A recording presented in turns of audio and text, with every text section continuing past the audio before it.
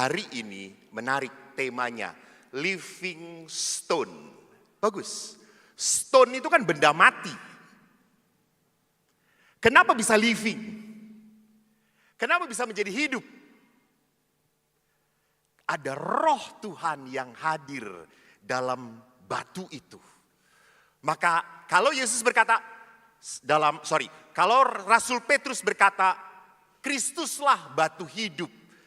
Dan kita pun dijadikan untuk menjadi batu hidup.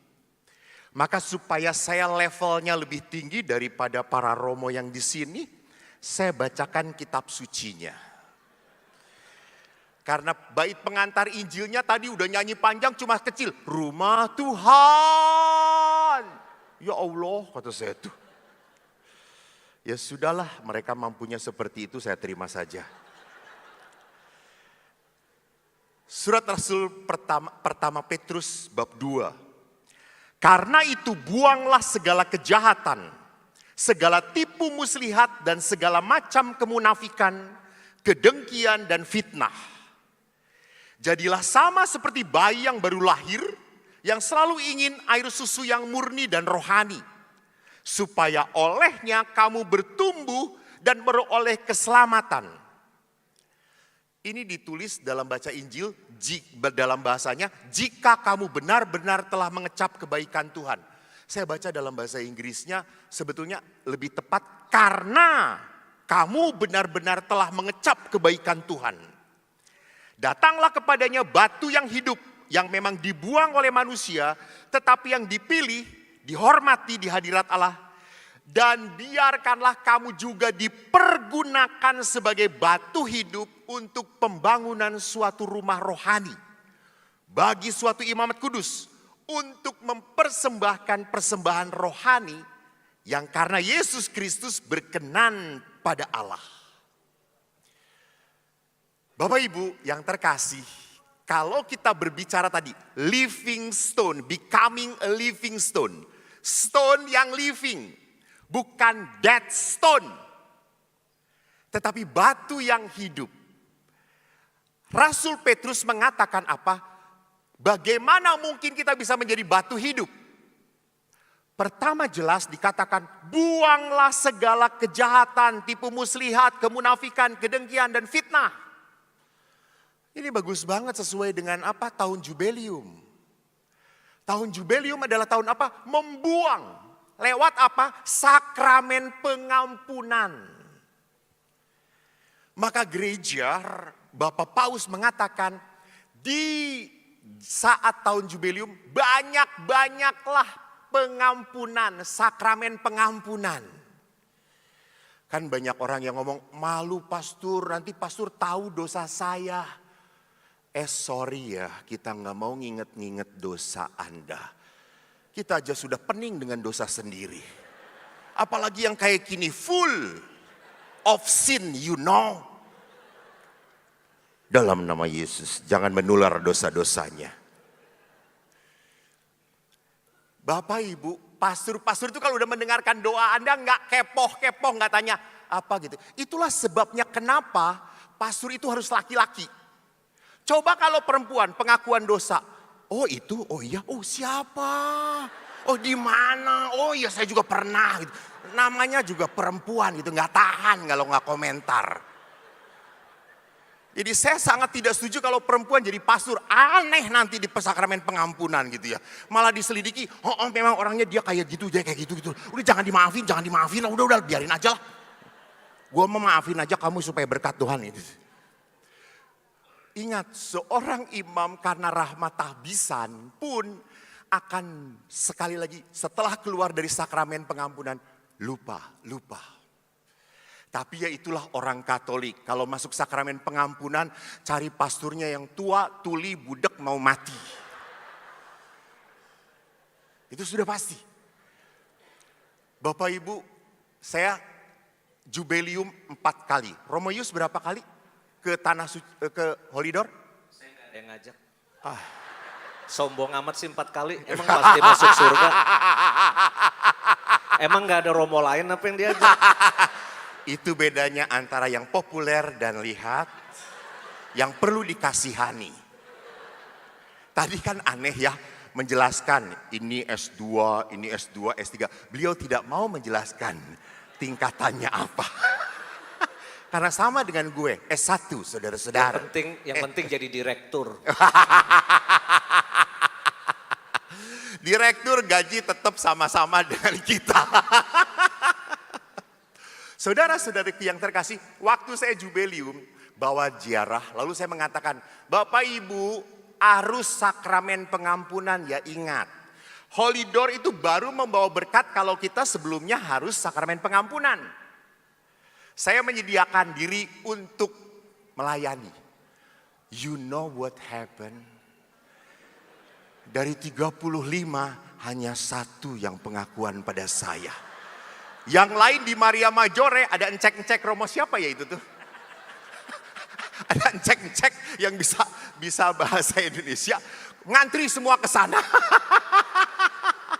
Lalu saya berkata, saya nganggur. Enggak dengan Pastor Eko enggak mau. Bapak Ibu lupa ya, sakramen pengampunan itu apa? Adalah pemberian pengampunan gratis. Padahal ibu-ibu ini kalau ada diskon 40%, 50%. Wah, semua ngantri. Kenapa di sakramen pengampunan tidak ngantri? Di Keuskupan Bandung kemarin ada 24 jam rahmat pengampunan. Pastor-pastor berjaga, 7 pastor. Saya kebagian siang. Siang pas anak-anak SMA pada pulang. Anak Angela. Dia masuk, dia buka pintu pengampunan. Dia lihat, Pastor Eko gak jadi. Itu pergi lagi gitu. Lu kurang ajar, lu kayak lihat setan aja gitu. Jadi jangan lupa kita sebagai orang Katolik punya sarana berkat untuk membuang kesalahan. Dan yang kedua adalah apa? Ini pasti bapak-bapak senang. Cecaplah susu murni yang belum kadaluarsa. Bukan itu. Cecaplah susu murni dan rohani. That is spiritual milk. Artinya apa? Karena kamu telah merasakan kasih Tuhan. Belas kasih Allah. Jadi yang kedua supaya kita bisa menjadi bangunan rohani adalah apa? Pertama, buanglah, berdamailah dengan Tuhan. Yang kedua adalah apa? Cecaplah berkat, kasih dan kerahiman Tuhan. Saya lihat kok ini modal penting. Modal penting untuk apa? Untuk menjadi orang yang bisa diberkati. Memberkati. Berkat Tuhan itu harus kita nikmati. Terakhir saya ke Lourdes. Lalu di Lourdes itu, tahu Lourdes? Saya hanya tanya aja. Tolong cek donatur terbesarnya siapa di sana.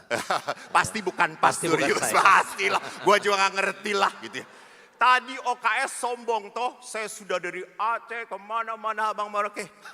Gua Kuala Lumpur, Australia, Singapura, nggak pernah sombong coy. Saya masuk lagi ke sini setelah menghina mereka.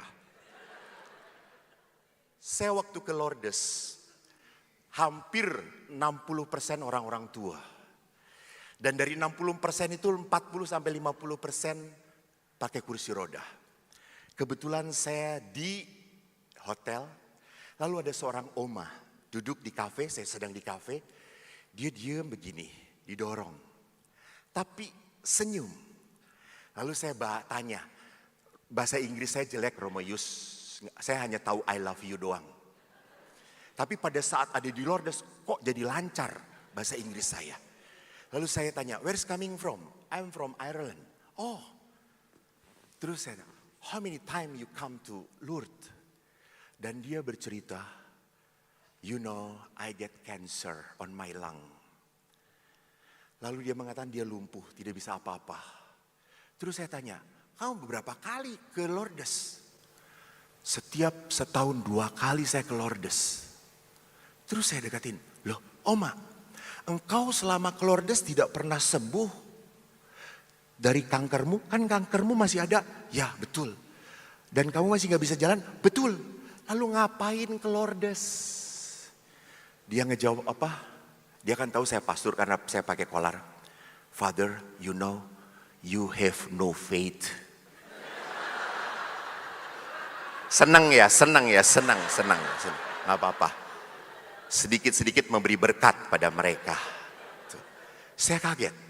Father, you have no faith. Saya mengatakan, but I do not see the miracle in your body. Terus dia mengatakan, that's right, Father.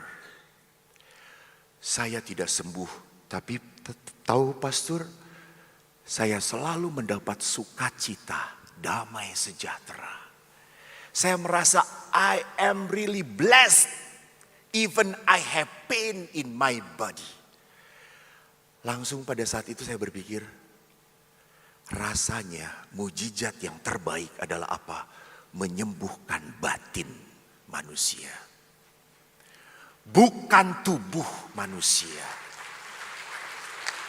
Lihat tepuk tangan sejati untuk Tuhan Allah. Saya sih cuma basa-basi aja tepuk Blok. Yang lain tepuk tangan ya gue ikut.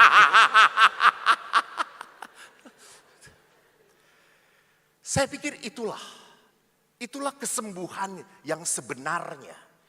Orang punya damai, punya sukacita, walaupun secara ragawi berkekurangan. Orang yang bersukacita inilah adalah batu hidup yang tadi dikatakan bisa digunakan oleh Tuhan. Bisa digunakan oleh Tuhan untuk apa? Untuk memberkati.